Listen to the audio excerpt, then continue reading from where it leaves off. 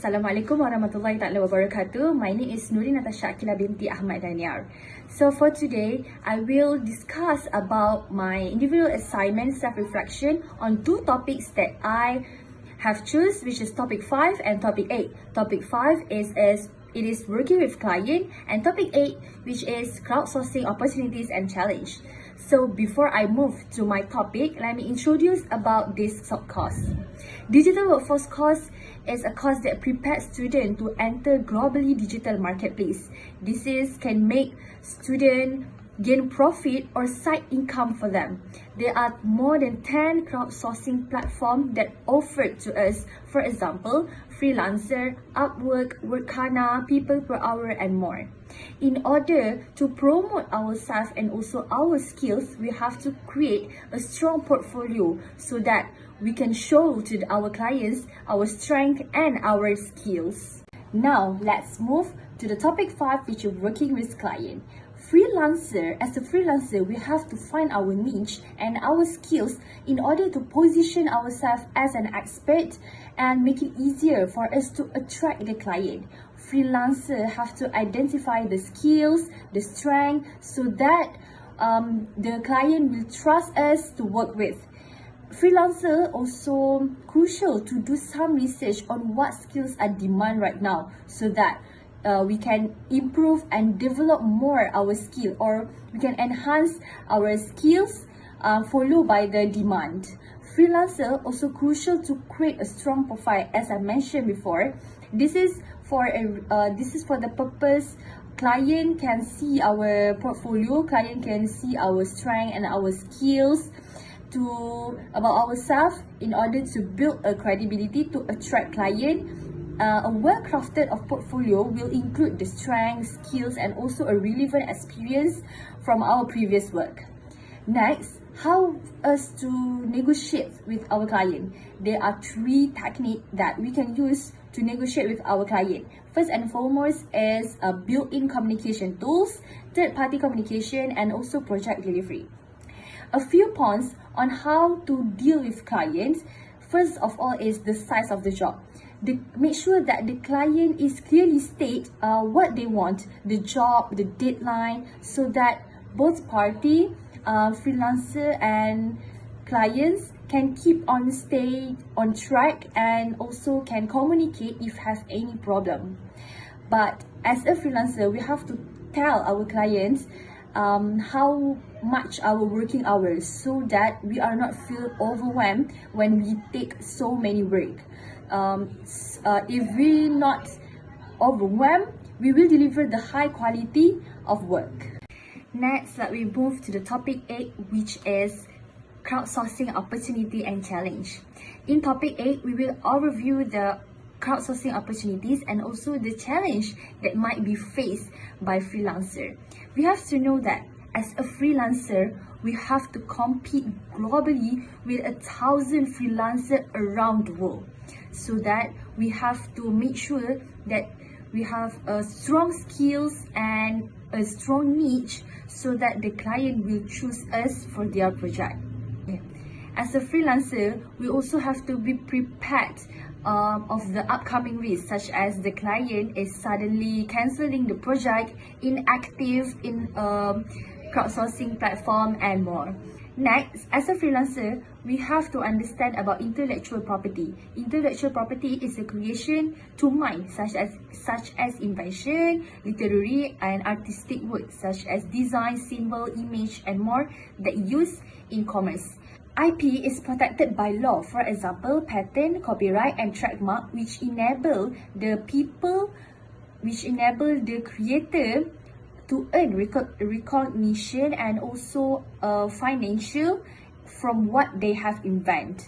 Next, I will discuss the common mistake that freelancers should avoid while dealing with client.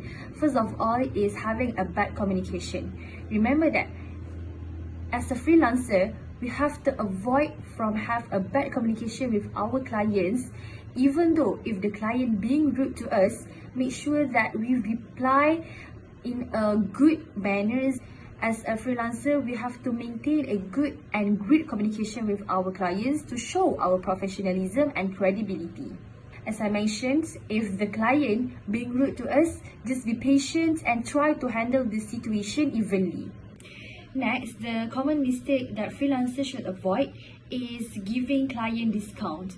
Maybe a freelancer can see this as a very good strategy because when we give a cheap price or a discount, there more client will come to us. It will attract client. But think, our work is really worth it for us. Avoid to giving them discount. This is because if we keep lowering the price, it will devalue our work. Next, as a freelancer, we have to know how to protect ourselves. For example, as a freelancer, please do not accept any job if the project is not paid. As a freelancer, we do a job for an income. So why we have to take a free job? Next, if a job appears suspicious, we can directly do a report or blog on that crowdsourcing platform itself. In conclusion, while crowdsourcing open many opportunities to freelancer, but we also have to see and open our eye on the challenge and also the risks will come to us for our future. Next, the concept that I apply from digital workforce subject is having a good communication. Back then, our class have organized a webinar and I am the leader of it. So in order to delegate the tasks and discuss about the event, I have to communicate with my classmate. And for your information, most of my classmate is not from the same course. So in order for we to discuss more about the project, we have to communicate through a few platforms. So the platform that I choose as our main platform to discuss is Google Meet and also WhatsApp. From this, through these tools, I learned that it is important to have a clear communication, task delegations, and also by using the online tools effectively. A great communication will help to stay organized and to avoid misunderstanding. The skills that I develop and learn from this digital workforce subject is good communication skills and also digital collaboration skill. First, a good communication skill is important for a freelancer for us because we must explain to our client about the project so that they will understand and also happy with the project. If they are satisfied with our project, maybe they will repeat to work with us again. A clear communication also can help us to avoid any mistake and also misunderstanding. For example, if a client wants a change in the project, we have to accept the response and accept their feedback so that we can deliver to them a good quality of project. Another important skills that I learned from digital workforce subject is digital collaboration. This means that we have to working with others by using online tools such as Google Meet, WhatsApp, Zoom meeting, and more. These skills is very important in digital workforce because today many jobs we can see are done by online. Another important skills is digital collaboration. This means that we have to work with others by using online tools such as Google Meet, WhatsApp, Zoom, and more. As a freelancer, we have to know how to use all these digital platforms. One activity that helped me experience these two skills, which is when we were organizing a webinar, we use a Google Meet to work with our speaker through online. This real experience helped me to improve and build my digital collaboration skills. These skills will help us to work better and organize our tasks better, faster, and more professionally. Through this digital workforce subject, it enhanced my understanding more on digital tools such as using Canva. Before this, I just learned the use of Canva is just to make a simple design. But when through this subject, I learned that Canva can use on many things such as build a resume, a content marketing, and also a logo.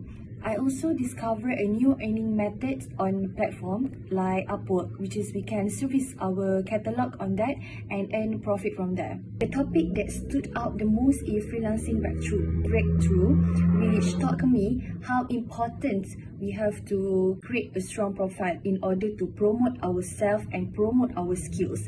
Other than that, we also have to understanding a client needs, a client's requirement, and how to manage our client. Overall, this subject gives me a really useful and valuable knowledge and guidance on how to start my freelancing journey confidently. To enhance my ability on this subject, I plan to keep learning new skills following by demand nowadays. Other than that, I plan to continuously use digital tools such as Canva, Google Docs, Google Sheets in my daily tasks in order for me to complete my project. To improve my skills, I plan to join an online course that teach me more detail about the technique in crowdsourcing platform, tips and tricks on becoming a freelancer, and a good communications. I will also regularly doing a practical to keep improve my skills. Lastly, I will seek for a feedback from my clients or maybe my friends about my design so that I know which parts of the project that I can improve. While digital workforce subject is very beneficial, but there was a certain aspect that this course can be improved. First of all, as a beginner, I honestly don't know how to register on that crowdsourcing platform. So I need guidance for guide me step by step on how to register in the crowdsourcing platform. Other than that, I also need a guidance to guide me on how to use this crowdsourcing platform clearly, how to find a project, how to bid, and how to make a contest. At first, I was confused on how to use this platform properly. So my initiative is I do some research and also I follow the tutorial in the YouTube and TikTok. Second suggestions for me is besides students learn theory in the class, why not we expose students outside the class, such as join a workshop, a webinar, a seminar, so that they can practically do the theory that they learn in the class. For example, if we already learned how to create our strong portfolio in the class, why not we give students a chance for them to use a digital tools to build their resume and or their portfolio practically. For me, sometimes practical experience is more useful than the theory, than we just hear the theory. I believe that with this initiative, it will help students to prepare mentally and physically before they entering a digital marketplace. Thank you.